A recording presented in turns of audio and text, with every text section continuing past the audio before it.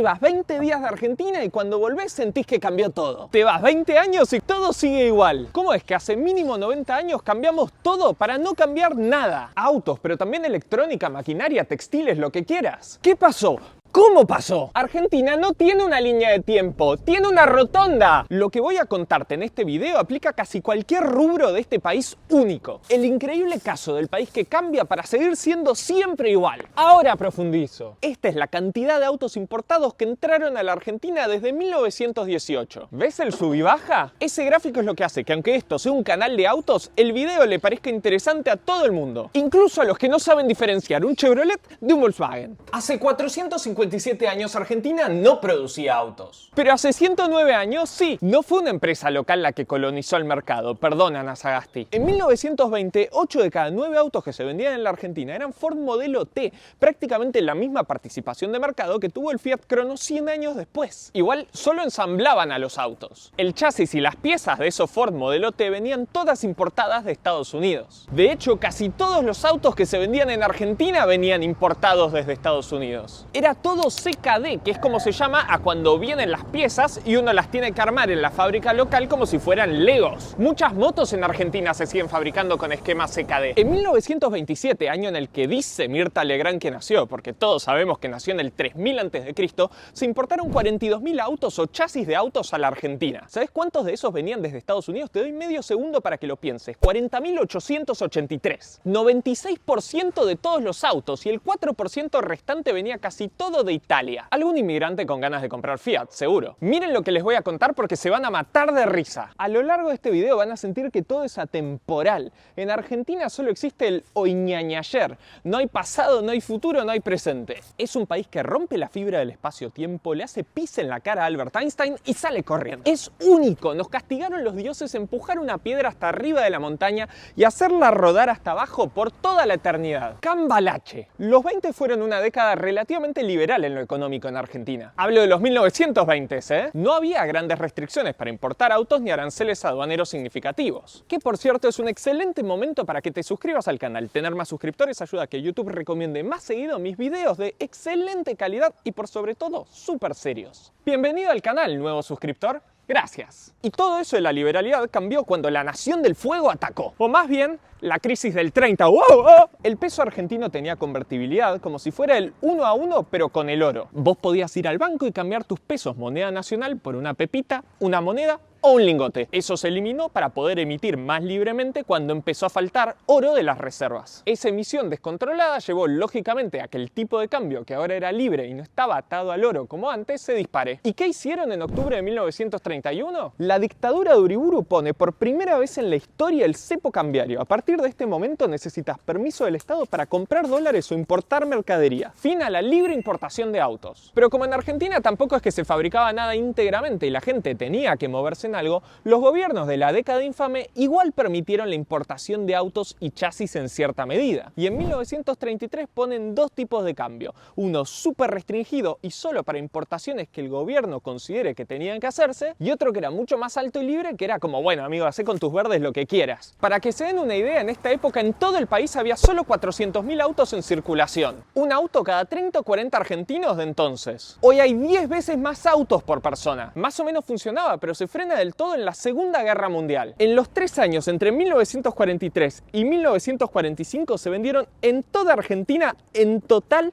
menos de 400 autos. Y claro, Estados Unidos decía que colaborábamos con los alemanes. Los alemanes decían que colaborábamos con los americanos. Nadie nos quería vender autos. Algo interesantísimo es que en Argentina en esa época se manejaba como en Inglaterra, por la izquierda. De hecho, si ves un auto viejo de Argentina, vas a ver que tiene el volante del otro lado. Y en 1945 dijeron, dejémonos de hinchar. Nuestros vecinos Brasil y Uruguay manejaban al revés que nosotros. Nuestros autos venían de Estados Unidos que manejaba al revés. ¡Boom! Cambiaron el sentido de circulación. Y ahí cuando nos empezamos a quedar sin autos por la Segunda Guerra Mundial, hubo gente en Argentina que empezó a decir, che, mejor intentemos fabricar la mayor cantidad de piezas posibles acá, que si se viene la Tercera Guerra Mundial vamos a estar recauchutando autos viejos como los cubanos. Y a la persona que dijo eso seguro la miraron y le dijeron, señor, ¿A qué se refiere con los cubanos? Porque claro, estamos en 1945 y la Revolución Cubana triunfó con Fidel Castro recién en 1959. En 1947 vuelve a cambiar de lado el péndulo del mercado de autos de Argentina. ¿Vieron alguna vez cómo se ve un auto de antes de la Segunda Guerra Mundial y lo compararon con cómo se ve un auto de después? Es probablemente el cambio más rotundo en la historia del automóvil. Dejan de ser carruajes con ruedas y pasan a ser autos como los conocemos. Para la gente de esa época debe haber sido como de golpe ver una nave espacial. Bueno, en Argentina también querían tener esos autos y entonces liberaron fuerte las importaciones. Pero con una condición: necesitabas un permiso personal de la Secretaría de Comercio e Industria para poder comprar ese 0 kilómetro. Y no existía queautomecompro.com para ayudarte a elegir tu próximo modelo de auto. Y en principio tampoco podías elegir el auto. Llegaba al puerto y te tocaba. Podía ser desde un Ford económico hasta un Cadillac de lujo y vos lo tenías que pagar. Y digo en principio porque ya saben cómo es Argentina. Esos permisos se daban prioritariamente a los amigos de los gobernantes de turno, que obviamente elegían los mejores autos. Además era un negocio recibir uno de esos permisos de la Secretaría de Industria y Comercio, porque inmediatamente podías revender esos autos mucho más caros en la calle. La historia de los sobreprecios en los autos de Argentina da para un video entero aparte. Estos autos del 47, como se los llamó, revolucionaron Argentina y de hecho mantuvieron muy bien su valor de reventa durante décadas. Hay un artículo antiguo de la revista Parabrisas que menciona que el gran debate en algún momento fue entre comprar un Peugeot 403 0 kilómetro en la década del 60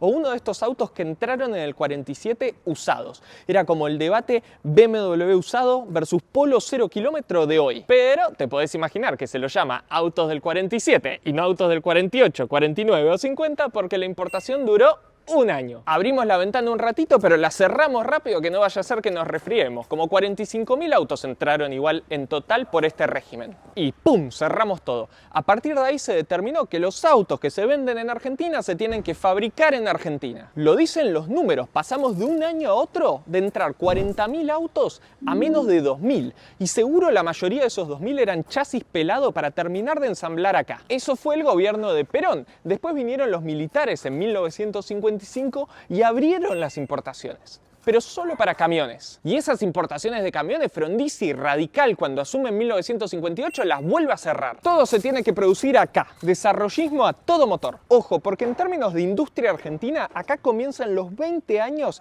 del consenso más extraño que se haya visto. ¿Qué tienen en común Videla con Perón? Con Ilia. Los tres mantuvieron la misma línea política. Los argentinos manejan autos argentinos. 20 años de consistencia. Un mercado tan cerrado que si un auto inglés quería ingresar al país tenía que disfrazarse de heladera Siam. Videla pega el siguiente volantazo recién en su tercer año de gobierno, en 1978. Ya vamos a hablar de eso, que es interesante. En los 60s y 70s se vendían más o menos 200.000 autos al año en Argentina. De esos importados eran solo 1.000. Ver un auto importado era como ver un ovni, o reformulo, era más fácil ver un ovni que un auto importado. El lado B es que esto se prestó a que nos vendieran autos cada vez más anticuados que no se podían vender en ningún otro país del mundo. De hecho, ¿saben cuántos de los más de 200.000 autos que se producían al año en Argentina se exportaban? Te doy medio segundo para que adivines. 21. No 21.000, 21 unidades al año. Eso durante la década del 60, y no hay mejor termómetro para mí para medir la competitividad de un mercado que las exportaciones. Si un peruano, un chileno o un suizo eligen un producto argentino pudiendo elegir productos de cualquier otra parte del mundo,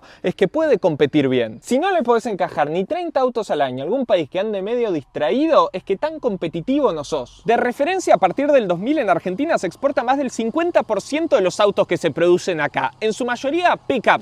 Bueno, justo esta es brasileña. Ahí sí la dictadura lo cambia todo. Liberación fuerte de las importaciones de autos a partir de 1979. A competir, muchachos, les dijo Martínez de Oz a los fabricantes de autos. Decir que fue una medida polémica es poco, fue polemiquísima. Piensen que los fabricantes de autos venían de 20 años de pensar al auto como algo solo para el mercado interno. Ahí fue donde los argentinos conocieron a los autos japoneses, los Civic, los Corolla, los Mitsubishi Sapporo. Pasaron de entrar 300 autos importados al año a 30.000. El gobierno militar mantuvo subsidios al dólar e hizo desastres con la economía que lo terminaron llevando a hacer lo que todo gobierno de la historia argentina hace cuando la economía se le va de las manos: cerrar importaciones. Y cuando vuelve la democracia se cierran más las importaciones aún. Alfonsín fue de los presidentes que más luchó en contra del auto importado. En todo 1984 entraron 11 autos al país. ¡11!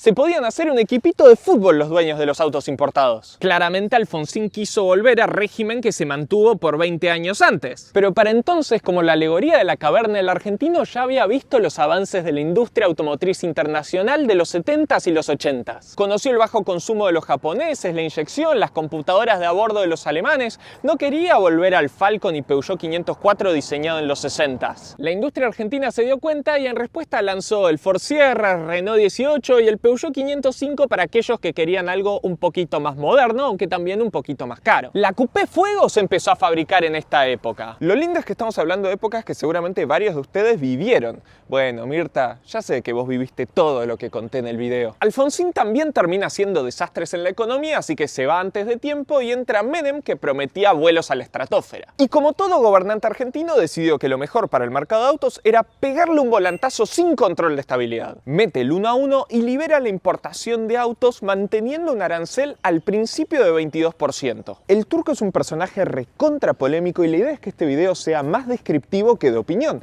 pero la cantidad de cambios de rumbo habla por sí sola. Este fue realmente el periodo en el que el argentino mediano tomó contacto con los autos de afuera. 50% del mercado pasó a ser importado, más de 200.000 unidades. Empezaron a venir autos con airbags, con ABS, medidas de seguridad que ahora consideramos básicas. Desde el punto de vista tecnológico, en los 90s la producción de autos se puso más difícil que nunca, porque ya no son más solamente un fierro. Se convirtieron en máquinas tan complejas que dejó de existir hacerlos en un solo lugar. Airbags japoneses de Takata, computadora marca Bosch alemana, Turbo Garrett estadounidense. Además, durante este periodo el consumidor argentino se puso más exigente que nunca. Irónicamente para mí, esto fue de lo mejor que le pudo pasar a la industria nacional de autos. A otros sectores no les fue bien, pero justo las fábricas de autos tuvieron un boom más fuerte que Río Tercero en los 90s. Se pusieron a fabricar mejores autos, mucho más modernos, y por primera vez en la historia argentina lograron exportar en cantidades significativas. 1983 había sido el año récord de exportaciones en Argentina, con 5.000 autos exportados, y después se pinchó. 1998 fue récord de nuevo. Se exportaron 237.000 autos. En gran parte esas exportaciones fueron por el Mercosur, que también nos pidió que aumentemos el arancel de importación al 35% para los autos que vinieran de afuera, al mismo tiempo que le quitamos totalmente el arancel a cualquier auto que viniera de otro país del Mercosur. En 2001 explota de vuelta todo por el aire y en 2003 asume el kirchnerismo con una visión distinta en lo económico a la de Menem. Pero no cambiaron de rumbo. Mismo arancel a las importaciones, misma apertura, hasta que en 2007 asume Guillermo Moreno como secretario de Comercio y cambia de idea. Y ahí sí, entre 2007 y 2014 se intenta cerrar todo. Licencias no automáticas en 2009 que hacían que solo entren los autos a los que el gobierno manualmente les dé el ok,